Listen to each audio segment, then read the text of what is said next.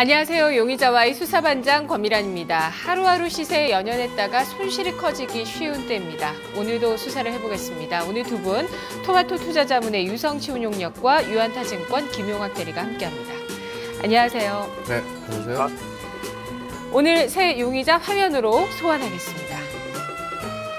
첫 번째 용의자 아시아나 항공, 두 번째 용의자 YD 온라인, 세 번째 용의자 LG U+입니다.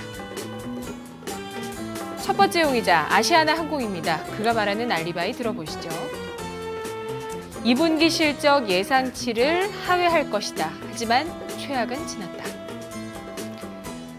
2분기 메르스 여파가 있는 주식들, 좀 실적 전망이 기대치를 못 채울 거다. 이런 식으로 나옵니다. 아모레퍼시픽은 그래서 또 급락을 하고요. 근데 아시아나항공 같은 경우는 유가가 급락하면서 또 반등의 모멘텀이 되고 있어요. 네. 최악은 지났다는 알리바이가 진실이라는 뜻일까요?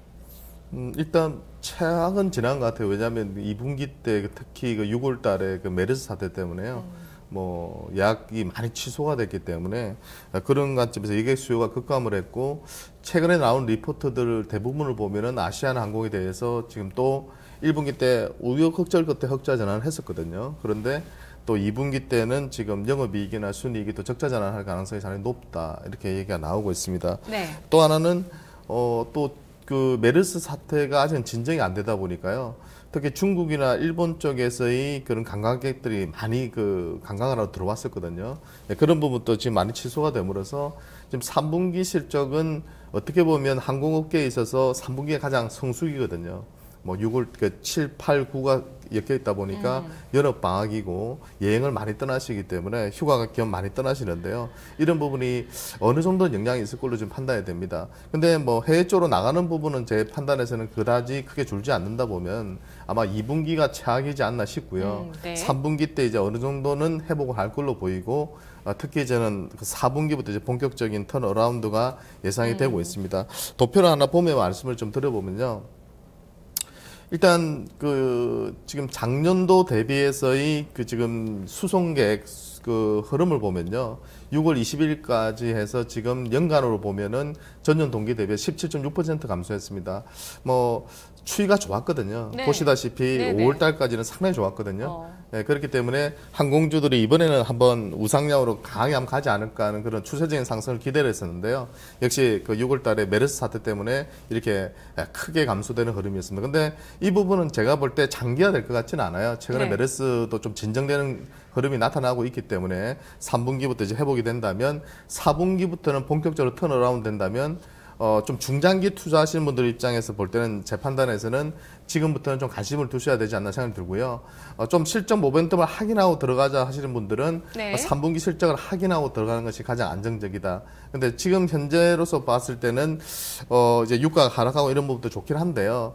그러니까 항공주 자체는 나쁘진 않은데 지금 메리트가 있는 업종군들이 많아요. 하반기에도 실적이 좋아지는 네. 기업들이 많거든요. 네. 그렇기 때문에 나쁘진 않지만 그러니까 매력적으로 제가 볼 때 석방할 정도의 그런 업종은 아니라 본다면 네. 4분기 정도 되면 제가 볼 때 석방을 해주고 싶어요. 그렇지만 지금 시점에서 놓고 본다면 3분기까지도 강력한 실적 턴어라운드가 나타나지 않는다면 한 중립인 한 이음 인물로 좀 분류를 해드리고 싶습니다. 네. 네. 아무래도 아웃바운드 수요라고 하는, 그러니까 우리나라 사람들이 밖으로 나가는 수요는 3분기로 이어질 수 있다.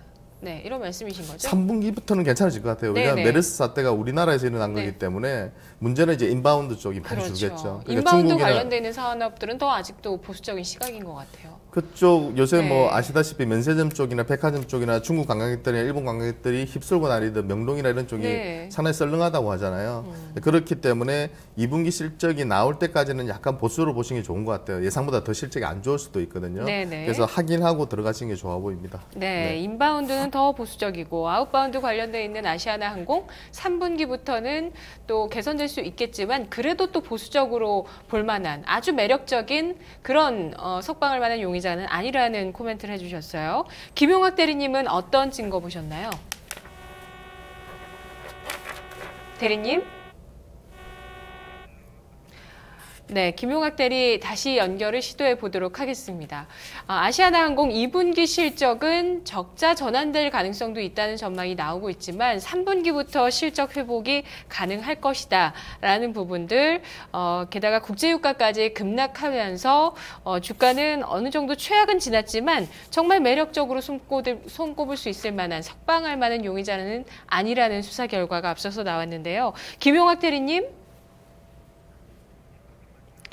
네, 다시 연결을 시도해 봐야 되겠어요. 대리님? 네. 네, 수사해 주시죠. 네, 아시아나항공 같은 경우는 말씀하셨듯이 메르스로 인해서 여행객 수요가 감소하고 있어서 2분기 실적은 좋지 않다라는 것은 시장에서 어느 정도 좀 알려진 내용으로 좀 받아들일 수 있을 것 같고요.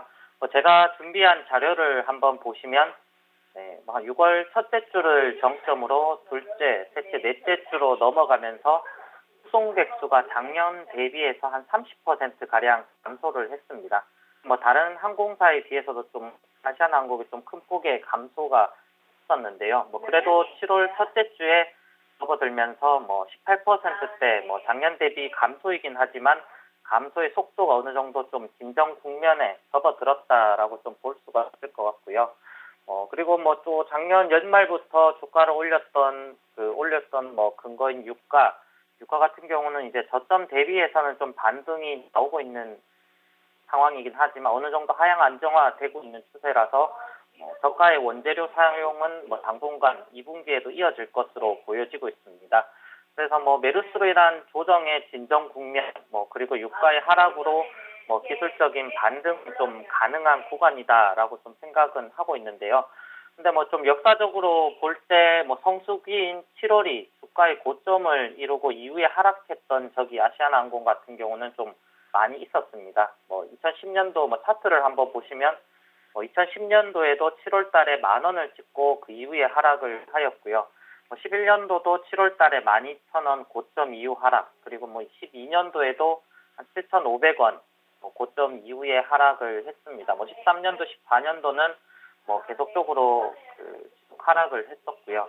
그래서 성수기라고 해서 주가가 계속 오른다고 보기보다는 7월 달 내에는 이렇게 반등을 하더라도 고점을 형성할 가능성이 역사적으로 좀 높지 않나라고 좀 보여지는 상황입니다. 그래서 지금 반등 국면에서 오늘 같은 경우는 유가 하락으로 인해서 좀 반등을 하고 있는 것으로 보이는데요.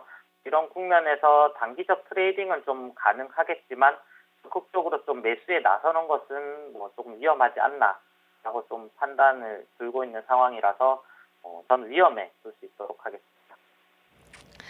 네, 알겠습니다. 아시아나항공 수사 결과 정리하겠습니다. 아시아나항공. 자, 이 용의자를 바라보는 시각이 두 분 모두 실적에 맞춰져 있다는 부분 확인을 해보셔야 되겠는데요. 일단 최악은 지났다는 차원에서 긍정의 요인도 있었습니다. 메르스 여파 2분기 실적에는 반영될 것으로 보이고 있는데요.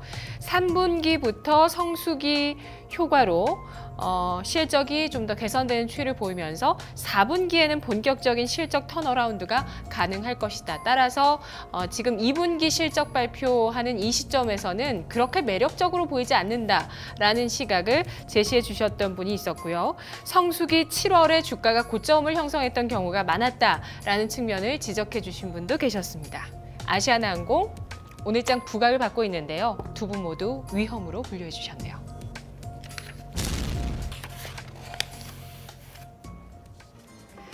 두 번째 용의자 YD 온라인입니다.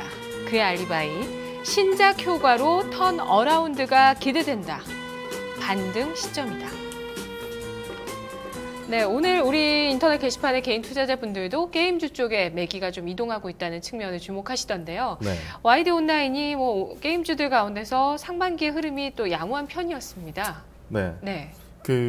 역시 YD 온라인은 계속 적자를 내던 회사였어요. 근데 이제 올해 아까 5월 달부터 보시면 주가가 드라마틱하게 급등을 했거든요. 네. 기관들이 들어와주고 외국인들이 들어와주면서. 네. 근데 그 내용은 역시 갓 오브 하이스쿨이라는 그런 그 게임을 내놨어요. 근데 뭐 최근에 보니까 그 웹툰 시장 쪽에서 보면 외모지상 중에 한 번씩 그 포털 사이트에 1등을 하더라고요, 검색으로. 네, 저는 웹툰 처음에 인기 진짜 많아요. 네, 그리고 왜 네. 그게 뭔지 하고 눌러봤더니 그게 웹툰이더라고요. 네, 조석씨 같은 웹툰 네, 작가들도 그렇죠. 뭐 딸을 출산했다 이런 경우 엄청난 네. 소식이 되고 또. 네. 네, 요새는 뭐 뉴스가 웹툰 뭐 네. 그 상위 뭐 작가들 결혼한 것까지도 이슈가 될 맞아요. 정도로. 네. 그다음에 2등이 보니까 갓 오브 하이스쿨이라더라고요. 그래서 내용은 제가 잘 모르겠는데 네.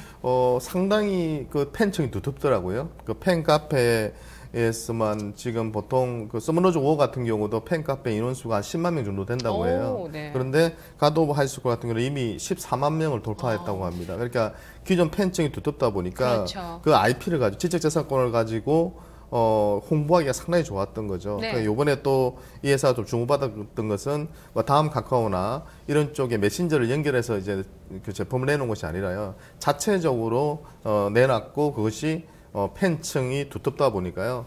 예상외로 상당한 매출을 내고 있습니다. 제가 네. 오늘 들어가서 한번 확인해 보니까 구글에서 최고 매출 6위를 하고 있더라고요. 순위가 현재요? 네네. 예. 6위를 하고 있고 오늘 기준으로 그렇습니다. 그러니까 계속해서 지금 순위가 올라가고 있는 그런 상황이라고 보시면 될 것 같고요. 일단은 뭐 적자를 분기별로 작년까지도 내고 올 1분기까지도 냈는데요. 지금 2분기가 5월 지금 21일 날 그게 출시됐기 때문에 네. 지금 2분기에는 지금 흑자 전환 이야기가 나오고 있습니다. 그만큼 이제 메신저 수수료를 떼주는 부분이 없다 보니까요. 수익률이 상당히 좋은 기업 좋게 나올 걸로 지금 예상이 되고 있고요. 석방해야 되나요? 솔직히 모바일 게임 업종만 아니었다면 저는 석방했을 것 같습니다. 네, 근데 제가 왜 그 위험 인물로 결론적으로 분류를 했는데요. 웹툰 IP라는 충성도를 감안할 때 장기 흥행 가능성도 좀 있는 것 같아요. 그래요? 그리고 3분기에만 영업이익이 한 50억에서 60억 정도 예상이 된다는 것은 연간으로 보면 200억 정도 되거든요. 턴어라운드네요. 네, 그렇죠. 그러면 지금 시총이 한 2천억 정도 되니까요. 모바일 게임주 치고 영업이익이 200억 내는데 2천억이면 그 비싼 건 아니거든요. 근데 제가 위험 인물로 분류한 이유는 네. 이 모바일 게임이라는 것이 상당히 변동이 심해요. 그러니까 실적을 예측하는 가시성이 가장 떨어지는 업종 같아요. 그러니까 서머너즈 5가 저 정도로 대박 칠지 몰랐었거든요. 그리고 또 다른 게임주도 보면 그렇게 허망하게 또 유저들이 빠져나갈 줄 몰랐었거든요. 그러다 보니까 주가가 상당히 급등락을 하거든요. 그래서 다른 제조업이었다면 상당히 매력적으로 제가 턴어라운드 기업으로 석방을 해드리고 싶었는데요. 실적의 가실성이 떨어진다는 점에서 네. 일단은 저는 위험인물로 한 분류를 해봤습니다. 네. 2분기 실적 시즌까지 주가가 그래도 좀 양호하게 흘러갈 가능성은 없나요? 실적이 네. 2분기에 뭐 양호하다면? 실적은 흑자 전환 지금 가능성이 높아요. 네네. 그러니까 오늘 또 이제 급등하고 있고 네. 시장이 전체적으로 이제 그동안 급등했었던 화장품이라든지 그죠? 그리고 의료기기 그리고 일부 바이오 제약 쪽이 오늘 무너지다 보니까 그 매기가 상대적으로 그동안 좀 쉬었던 또는 가격적으로 좀 메리트가 있는 모바일 게임주 쪽이나 그 업황과 상관없이 그 경기와 상관없이 움직이는 그런 섹터 쪽이 강하게 움직이거든요. 네. 그래서 뭐 예를 들면 NC소프트 같은 기업들도 최근에 추세가 좋고요. 그 외에 NH엔터를 비롯해서 대부분 바닥권에서 일어나는 기업들이 다 게임 업종이기 때문에 그런 쪽으로 매기가 형성이 되는 것 같습니다. 특히 네. 이 기업 같은 경우는 3분기까지는 거의 보장되어 있다고 봐야 되거든요.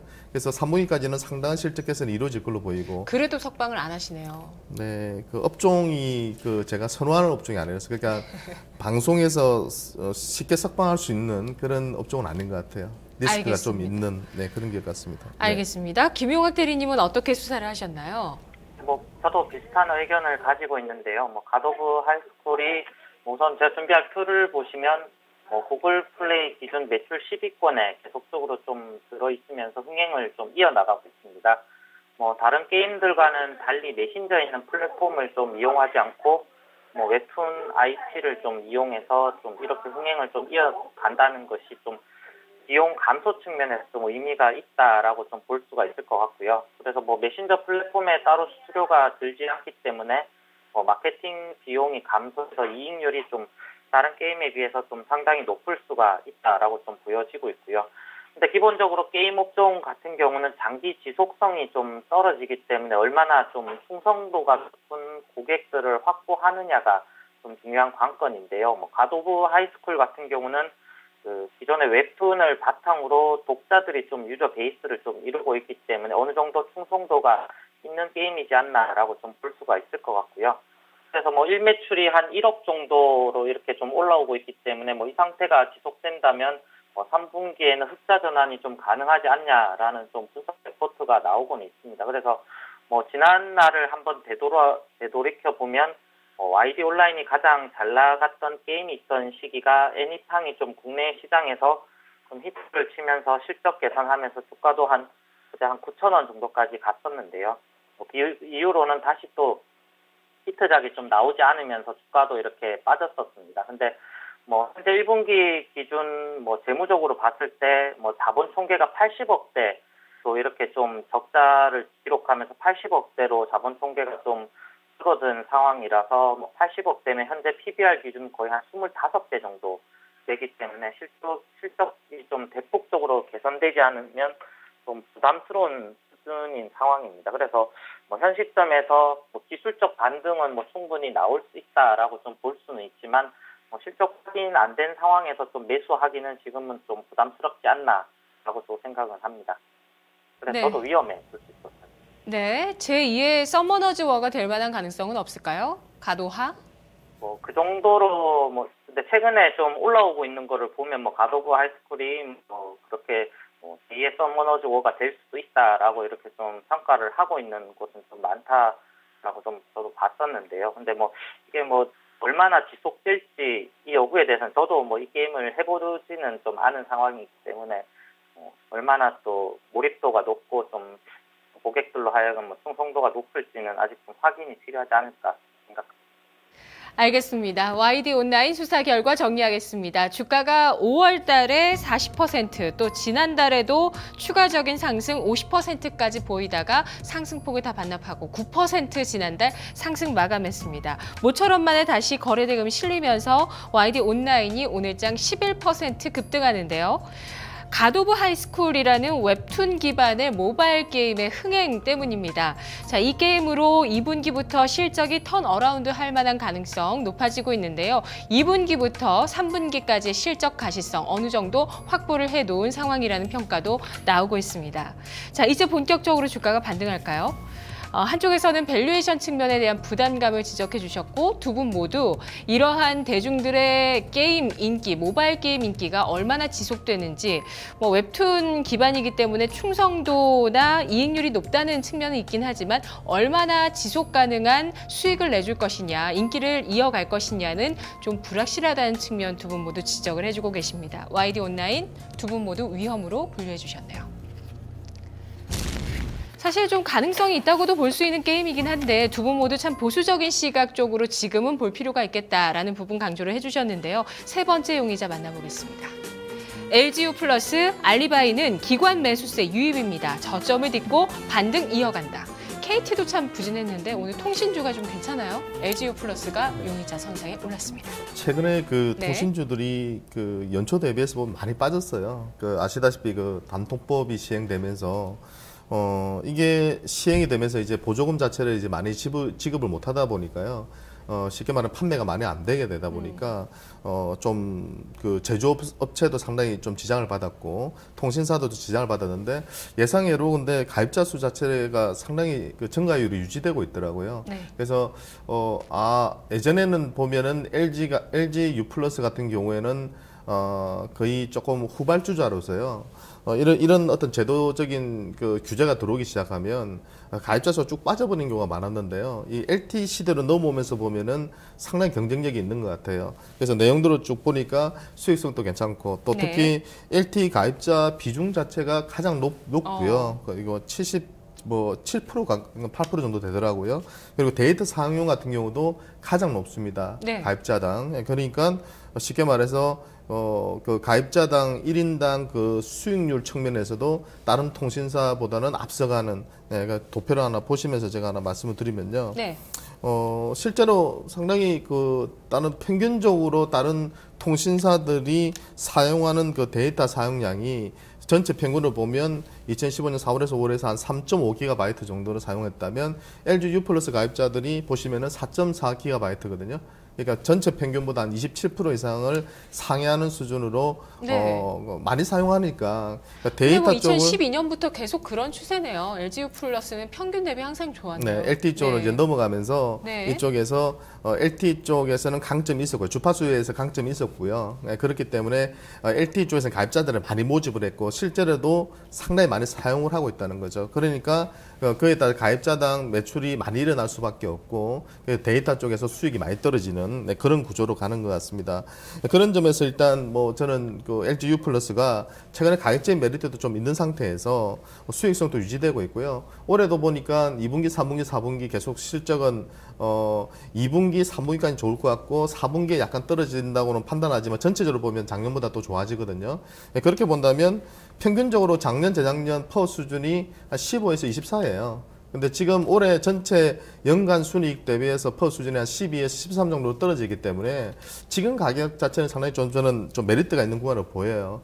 그 외에도 아시다시피 PG 시장 쪽, 그죠? 지급 결제 시장 쪽, 대형업체 쪽으로도 지금 진출을 해가지고요. 그쪽도 지금 점유율이 KG 이니시스를 압박할 정도로 많이 네. 치고 나가고 있거든요. 네. 대형 쇼핑몰들을 많이 유입을 하면서 그렇기 때문에 앞으로의 그런 성장 가능성까지 내다본다면 4분 인터넷 시대에 매력적인 통신주로서 판단이 되고요. 그런 관점에서 저는 석방 의견을 좀 드리고 싶습니다. 네, 김용학 대리님, LGU 플러스 비롯한 통신주들이 통신비를 좀 인하하는 요즘 프로모션이 좀 있어요. 앞으로 주가 괜찮을까요? 네, 뭐 통신 3사가 뭐 정부 요금제 인하, 뭐 이런 규제 정책 등으로 인해서 뭐 올해 계속 조정을 받고 있었는데요. 뭐 통신주에서 가장 중요한 것은 뭐 시장 점유율이 어느 정도 지금은 뭐 고착화되어 있다라고 볼 수 있기 때문에 뭐 가입자당 평균 수익을 나타내는 ARPU 그리고 뭐 마케팅 비용이 얼마나 나가는지가 이 두 가지가 좀 가장 중요한 수익성의 척도라고 이렇게 볼 수가 있을 것 같습니다. 그래서 뭐 저도 똑같은 자료를 준비했는데 뭐 LTE 트래픽 수가 이제 LGU 플러스가 4.4기가 정도로 가장 높게 유지를 하고 있고요. 그렇기 때문에 저희 정부 규제로 인해서 요금제가 이제 하향 안정화되긴 했지만 유선 요금에서 LTE 요금으로 변화가 일어나고 있는 시점에서 가장 LTE 트래픽이 높다라는 것은 향후에 그 ARPU 개선 여지가 가장 높다라고 볼 수 있을 것 같고요. 그리고 마케팅 비용 같은 경우는 이전에 시장 점유율이 낮았을 때는 좀 공격적으로 가입자를 늘리기 위해서 좀 사용되어 왔었는데요. 근데 단통법 이후에 지원금이 좀 줄어들고 시장 점유율도 20% 이상을 좀 지속적으로 유지를 하면서 마케팅 비용도 좀 하향 안정화되어 가고 있는 추세다라고 이렇게 좀 볼 수가 있을 것 같고요. 수급적인 측면에서도 그동안 좀 외국인이 주로 매수를 하고 기관이 매도를 하면서 주가가 좀 부진을 했었는데 최근에는 외국인과 기관 동시 좀 매수 국면에 접어든 상황이라서 9,000원대부터 지금 반등이 계속 나오고 있는데 이런 반등은 좀 지속되지 않을까 이렇게 좀 생각을 하고요. 그래서 저도 특방의 의견을 갖고 나왔습니다. 네, LGU 플러스 수사 결과 정리하겠습니다. LTE 가입자 비중 1위, 데이터 사용량 국내 1위. 이에 따라서 앞으로 사물인터넷과 또 PG 시장에서의 또 거센 추격 이런 부분들 미래 성장성이 돋보인다는 평가 받았습니다. 수급도 양호하다는 평가 두 분 모두 해주셔서 석방으로 LGU 플러스 분류해 주셨네요. 이렇게 오늘 두 분 이견 없이 수사를 마무리 지으셨는데요. 아시아나항공, YD온라인, 위험, LGU 플러스 석방입니다. 가격 전략만 네, LGU 플러스 현재가 매수 네. 가능하고요. 목표가는 직전 고점대인 12,000원 그리고 손절가는 10,000원으로 제시해드리겠습니다. 네, 김용학 대리님도 LGU 플러스죠?